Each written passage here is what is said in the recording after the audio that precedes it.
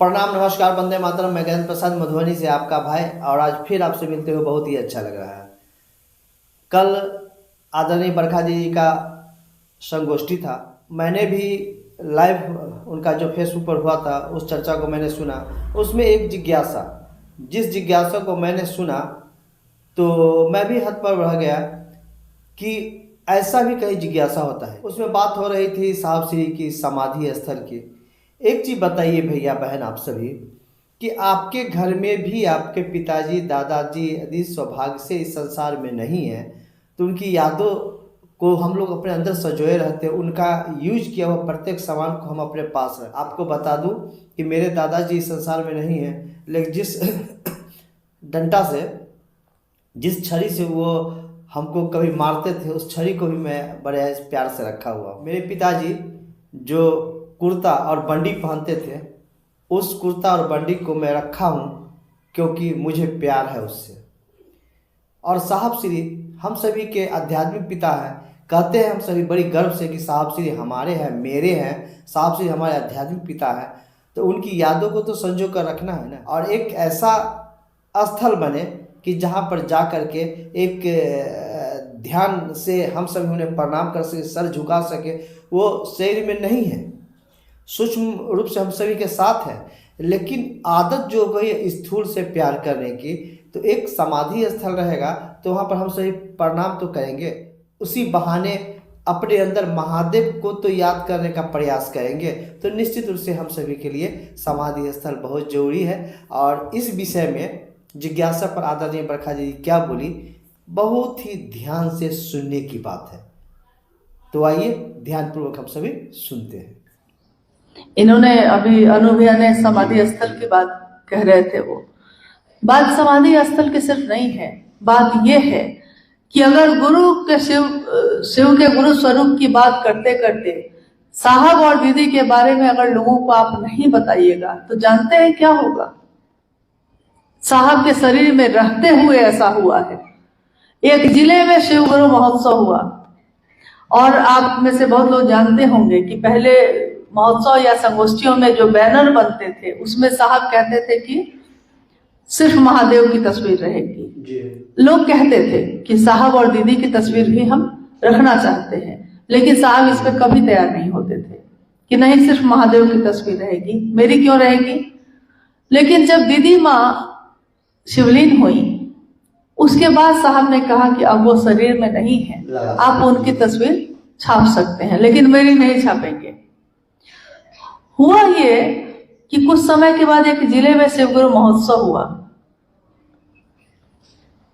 हम उस समय दिल्ली में थे, लेकिन वहां से फोन से पता चला, अनु भैया और बच्चे गए थे साहब के साथ। पता चला कि जब उस शहर में साहब प्रवेश किए तो जब महोत्सव होता है तो नहीं, हम लोग शहर के बाहर बड़ा बड़ा बैनर पोस्टर लगा देते हैं। तो उस पोस्टर और बैनर पे महादेव की तस्वीर थी, दीदी की थी, और साथ साथ वहां के जो मुख्य आयोजक थे हर जगह उनकी तस्वीर लगी। ये सुनकर ऐसा लगा जैसे आपके शरीर में लोग बहुत सारी सुई एक साथ चूहो दे तो कैसा लगेगा। ये कोई सोच भी नहीं सकता है कि उस स्थान पे कोई और हो। ये हम लोग की कल्पना में भी नहीं है।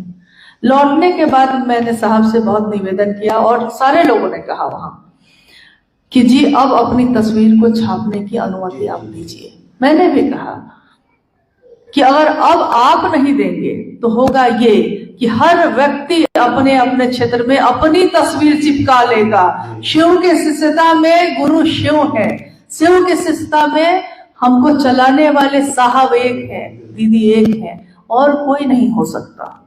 और अगर ऐसा होता है हम लोग के रहते, तो आप इसकी कल्पना कर लीजिए कि हम लोग भी एक दिन न रहेंगे तो आने वाले समय में लोग इसका कितना बड़ा व्यापार बनाने वाले हैं।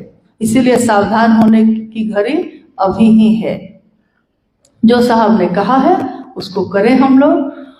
गुरु के मंच पे साहब को प्रणाम, दीदी को प्रणाम, महादेव को प्रणाम। इसके सिवा हम में से कोई भी कहीं भी जाता है, हम लोग खुद भी निवेदन करते हैं कि हम लोग को उस मंच से प्रणाम मत करिए, क्योंकि ये मंच पे से प्रणाम करने का हकदार अगर कोई है तो सिर्फ महादेव और साहब दीदी है।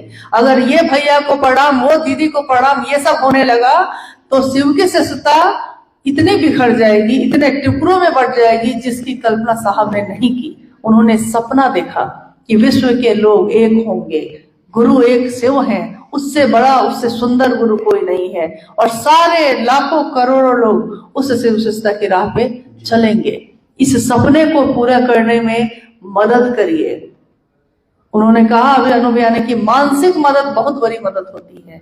अपने मन को स्पष्ट करिए, मंजिल आपकी कोई गुरु भाई गुरु बहन नहीं, वो शिव है। आपको किसी और से जुड़ने की जरूरत नहीं।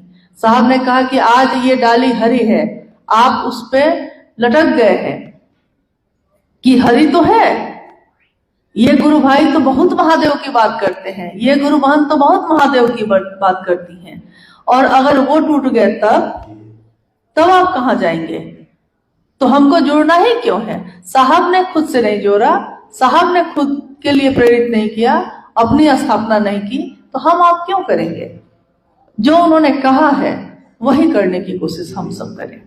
निश्चित ही हम सभी समझ गए कि साहब श्री का समाधि स्थल बनना क्यों जरूरी है, क्योंकि सुने ना भी आप कि बहुत सारे ऐसे भाई बहन हैं जिन्हों की बस पैसा चाहिए और स्वयं की प्रतिष्ठा चाहिए, वो कभी नहीं चाहते हैं।